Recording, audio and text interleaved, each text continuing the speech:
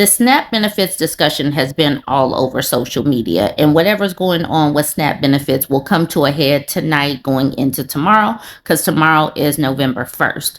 But what we have been seeing, we've been seeing these Black men that are just so giddy that women are about to lose SNAP benefits. Now, in reality, it's not just women that are about to lose money or benefits. It's elderly people, it's disabled people, it's children, it's going to be men as well. There are some veterans that get benefits. Some of the disabled people are men, but these people are so giddy about this. And there's been so much discussion about being able to pay for a woman's body for $40. They are just giddy about this. And I know that y'all seen it all over the place. Here's another man talking about no food stamps or Section 8, that cat about to be $40 again. So another person, another thumb-looking person. This person is ecstatic because he looks like a potato. He looks like an unwashed old potato. So he's ecstatic that he thinks that he's about to get some play. Now we have another thumb-like figure that's giddy about this. And we got to be real. We have got to be real and honest. These people just want to dominate. They just want our bodies for control. And then they want to degrade us. They just want to degrade us. And I have no idea how we got to the point where they are so degrading and they think that this is funny. I have been looking at comment sections and people are just chuckling up at this, and it's going to be so many people impacted by this. Because the cost of living is high and the wages are not high. And if you are a single mother, you might have to work multiple shifts or multiple jobs because you have to be available to pick up your kids or do whatever you have to do to get enough hours to make enough money. And these dudes, we know that these dudes historically have been perfectly fine with shooting out their baby batter, making kids, and then just bouncing for whatever reason. This is one of the main reasons why I will continue to say that the birth rate needs to plummet to hell. But what I'm also seeing with these men and the way that they are so giddy that women, Black women, will have to come to them for this degrading $40. They want to be demigods so bad. What I am seeing is they are so powerless out in the real world. They're powerless. They don't have any wealth collectively, but they still want to dominate because we live in a patriarchy. But they are failed patriarchs. They are failures. So this is the only way that they'll be able to get some kind of ego boost. Because despite, we're Black too. I'm Black, you can see.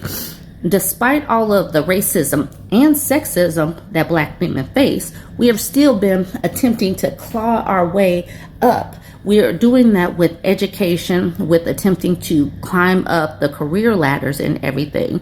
And at every point when we're attempting to climb up these ladders, they want to degrade all of our accomplishments and successes. You see it every single day on social media. And this is their way of I don't know what exactly they get out of it, except that ego boost that somebody has fallen down.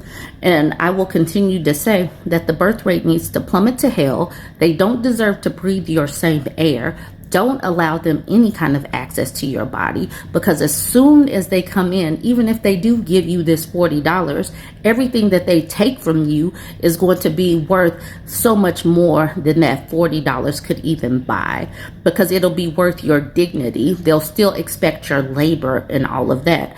And these people need to be alone. What is about to come down the line, I don't know if they're going to turn the SNAP benefits back on or whatnot. But we see how they feel about women.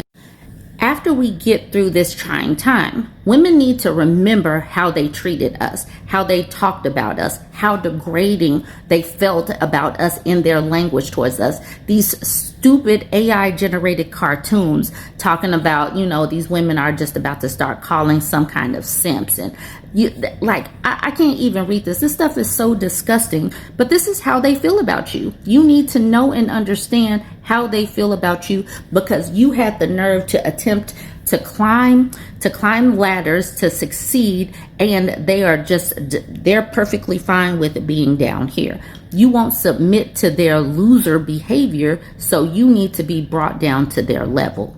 So even after we get through all of this, remember how misogynistic and degrading they were when all of this stuff was coming down the line. Right here, the Queen Sovereign, she says black men are the absolute worst clients. She was, I don't know if she is still stripping or not, but she said that she would avoid them because they would make you do the absolute most for the absolute least amount of money. And I need y'all to know and understand that, like, at this particular juncture, we should be forming community, but they don't want to form community with us.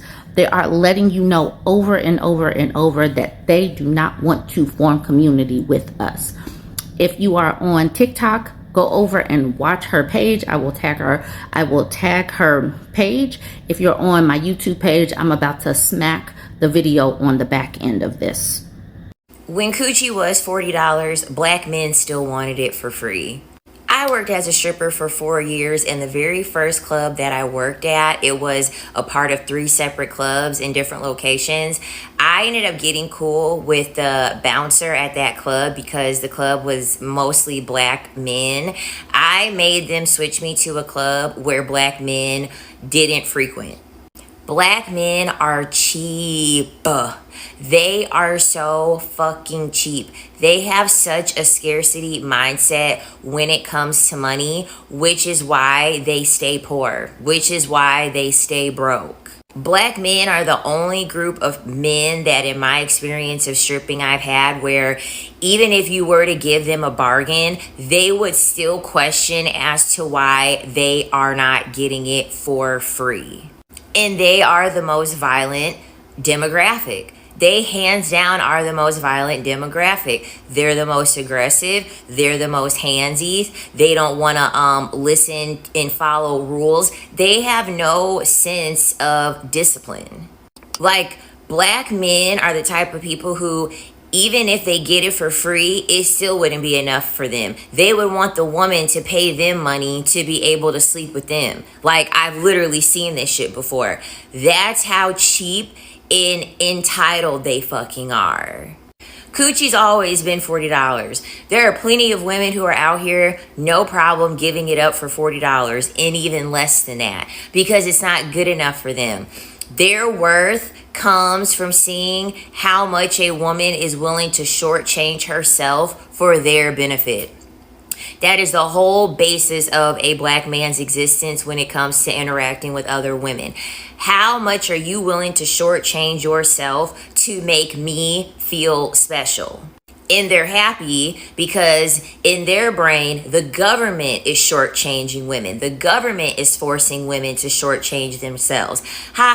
You can't get government assistance and you can't get government aid. And so therefore, you've been forced to shortchange yourself and accept the little morsels that I have to give you that I really don't even want to give you. And so guess what? I'm going to make you work for these morsels. Because that's also the part that black men will never want to tell you. They would want you, even if they want to pay you money, they want you to do the fucking most for the least amount of money. They are the cheapest demographic out there. They feel as though they should be entitled to everything for fucking free. I mean, this is literally the demographic of men who want to be absolved of having to financially support their children. And yet they're getting mad over the fact, they're excited over the fact that women are going to be leaving or losing government assistance. But you were literally asking the government to absolve you of having to fucking pay anything to take care of your own child. But yet you don't want women to have benefits that would help them take care of their own children through having SNAP to feed their children. And in most cases, the child that you share with the woman. When I was a stripper and I would see a black man come into the club, most of the time I would be disgusted. Most of the time I would be disgusted, and a lot of the time I would avoid talking to them. There definitely were some black men who were super cool.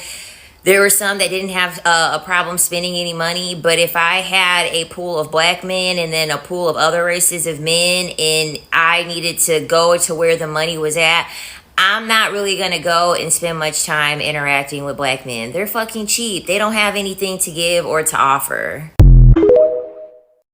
This woman is engaged to a man without a backbone. He had a vasectomy and has not yet told his parents, and they are blaming her for them not getting pregnant as of yet. So she asked the question, am I the a-hole for telling my fiance he must disclose his vasectomy to his parents before they keep blaming me for no grandkids? The way this title alone says she needs to leave this man because he doesn't have a backbone. He doesn't have the nerve to talk to his parents. But let's look at this very short post. This opening sentence is irksome. She says, my fiance's parents have spent the last year joking often that I'm selfish for not giving them grandkids since they love kids and want grandkids so bad. At every dinner, I get needled about timelines, fertility, and my age. My fiance had a vasectomy at 26, his choice pre-me, and we're both fine being child-free. He refuses to tell them because it's private, but also won't shut down the blame when it's aimed at me.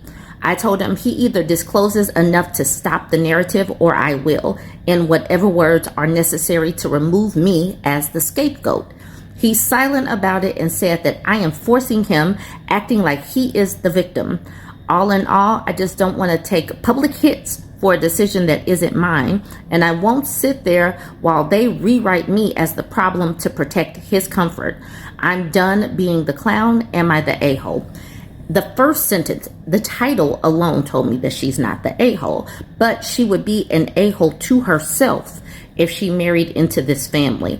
These people are joking, but they're not joking. They're bullying this woman for not having kids, and he is allowing it. He's lying by omission and sitting there and allowing his family to continue to poke at her for something that she didn't do. She needs to think long and hard about being attached to this man, because she sees that he is a coward. He's weak and can't stand up and speak his mind and tell his parents what he really wants in life. He is a coward and does not deserve a wife, at least not this woman. Somebody else might be okay with being a scapegoat, and this woman is not okay with being a scapegoat. Tender Viddle says, your fiance sat idly by while his parents berated you about reproducing, not the a-hole, and please run unless he shapes up immediately. This person says, yeah, not marriage material. And here's the OP saying, honestly, that's what I'm starting to realize. If he can't defend me over something this small, how's he going to handle real life stuff later? And eventually is going to have to come out that they're going to, if they did get married, get married, the parents are going to see them not having any kids. Why won't he just come clean now and get it over with? None for You says, he's right that it is not their business that he's had a vasectomy, but is selfish and blatantly disrespectful to him, maybe for him, to sit in silence while his parents berate you. All he has to say is, neither of us wants kids, and I had decided that prior to my relationship with her, this is not a her issue. Your fiance is showing you how he will treat you for the rest of your relationship. Take notes. This next person says, this is perfect. Lenerva says he doesn't have to tell him, maybe he doesn't have to tell them about the vasectomy, though I really don't think an adult old enough to have sex should be this squeamish or prudish about talking about contraception. But he absolutely should be telling them he has made a choice to be child-free some time ago and that he does not intend to have kids, because there is no dodging the do you plan to have kids question. I don't think this is really about his vasectomy being private for him, or he would have stepped in. I just think he is a coward who doesn't want to tell his parents that he doesn't want to give them grandchildren because he doesn't want to upset them or deal with the emotional fallout of that decision. So he lets them treat his wife, it should say wife to be, but allow them to treat his wife to be as the bad guy so he can play victim. Despicable. It is absolutely despicable. He does not deserve to be engaged. Judgy Random Webizin says, not the a-hole. He is way too comfortable letting you take the heat while hiding his part. Next time he stays silent while they gang up on you, just point to Mr. Shooty Blanks. Mr. Shooty Blanks. and explain that he made the choice to not procreate way before he even met you. And then the OP says, Mr. Shooty Blanks actually made me snort. But yeah, at this point, I might just drop that line and watch the dinner table go silent. If she does this, she would have to come back and update us. Puzzle-headed ad says, I would say, your son doesn't want kids and never has. There's nothing wrong with my fertility, which you will no longer discuss. You aren't outing his medical business in any way, but you are setting the record straight. I would also dump the loser that uses you to dodge uncomfortable conversations. Ula Luma Lenore says, I'm petty, so I go, let me put it this way. Neither of us wants kids, but one of us had a vasectomy and one of us didn't. Is that clear enough? Adventurous Map says, I can almost hear the response, silly girl, it's not called a vasectomy for women. At the bottom, this person says, if OP wanted to go out with the blaze, I say he's shooting blanks, and technically that's the truth. Don't need to clarify, it was by his own doing. Hopeful Artichoke says, he is weak and slimy and would rather use you as a scapegoat than tell the truth. You want to marry this person? Really? And then she says, I know, right? It's getting harder to ignore how passive he's been. I didn't sign up to be anyone's shield, especially not from his own family. Snoo Regret says, he sounds useless and his family bad in another way. I never understood people asking this, let alone over and over. What do they want? A running commentary on your sex life?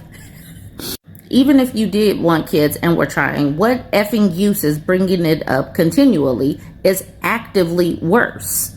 This paragraph gets a little wonky, but it basically says he should have shut this down the first time they brought it up and let them know that he had the snip, and he didn't do it. That's the reason why they won't drop it. Sweet Tooth Dragon says, if you stay with him, this is what the rest of your life looks like.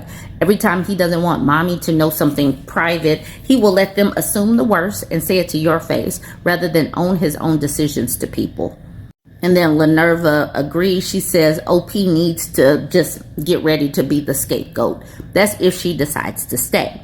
I really hope that she takes all of these comments into consideration and just leaves this mess alone. Because what's the purpose in this? It just seems stressful, especially since they've talked about it. They're on the same page. He's just a coward. Join the conversation and let me know what you think about this.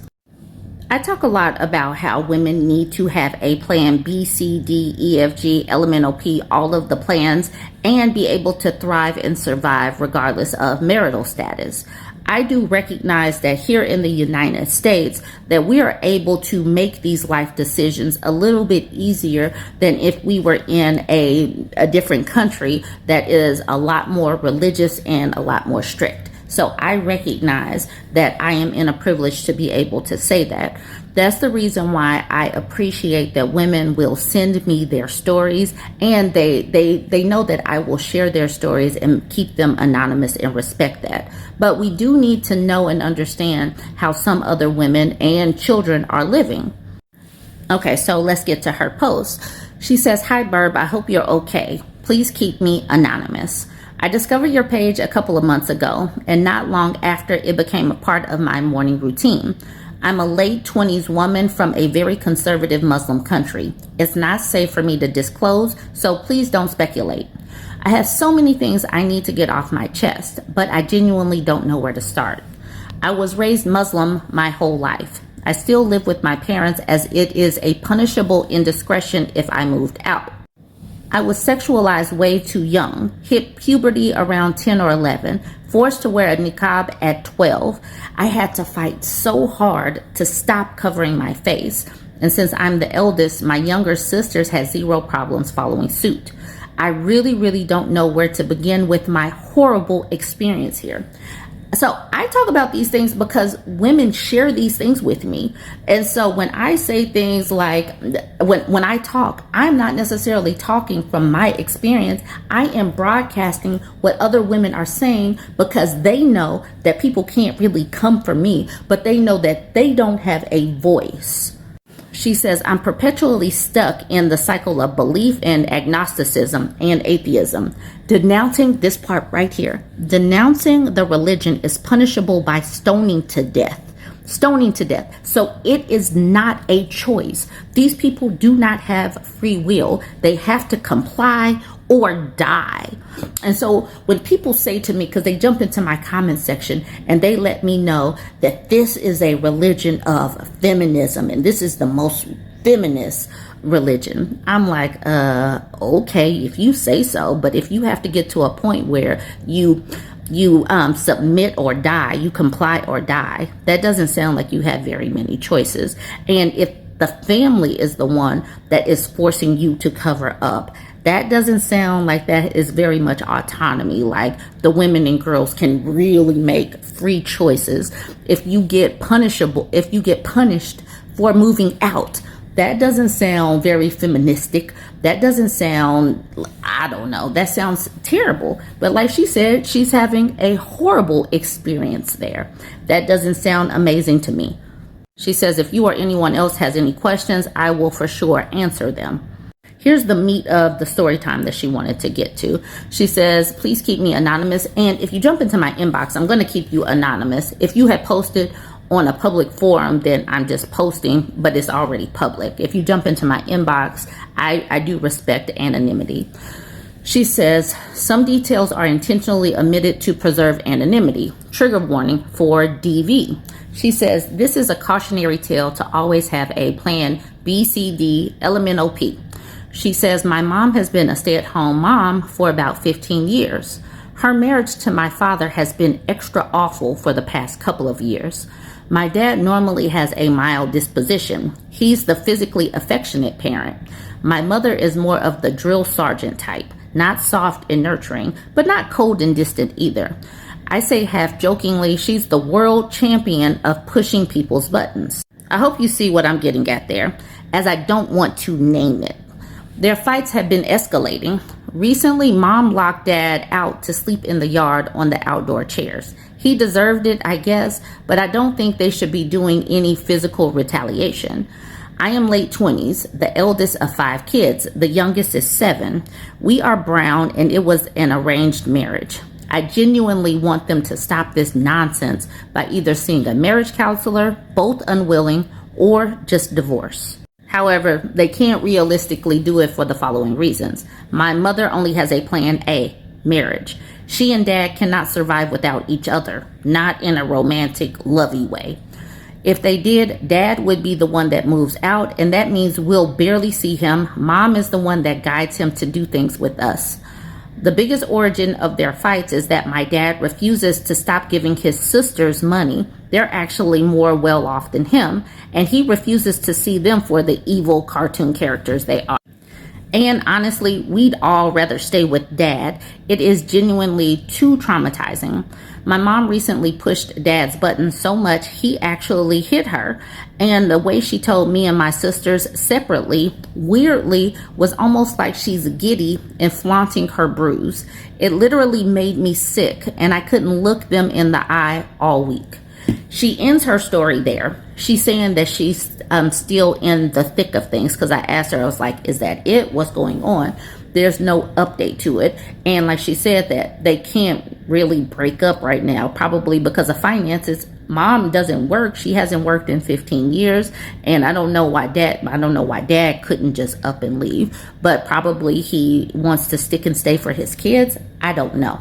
But the most important thing here, they're in a Muslim country. They don't have very many rights. And what can she really do as this late 20-something? And she's already starting, well, we can see that she doesn't really believe, but she doesn't have a choice but to stick and stay in this religion that will take you out. They will literally take you out if you disbelieve or whatnot. But like some people tell me, this is extra feministic.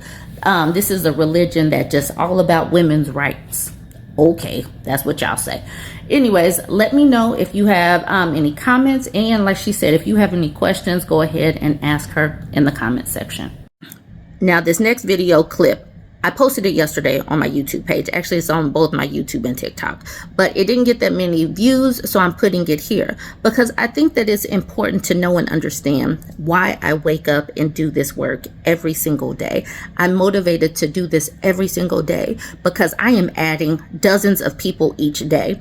We don't know where people are in their understanding of manipulation tactics and red flags and all of that. So I will keep making these posts. I will keep making these videos. I will keep talking about things and the repetition of things, talking about boundaries, talking about different women's stories and how they came out on the other end. It's so important because y'all keep talking. Somebody new is going to be touched. Somebody's life is going to be changed.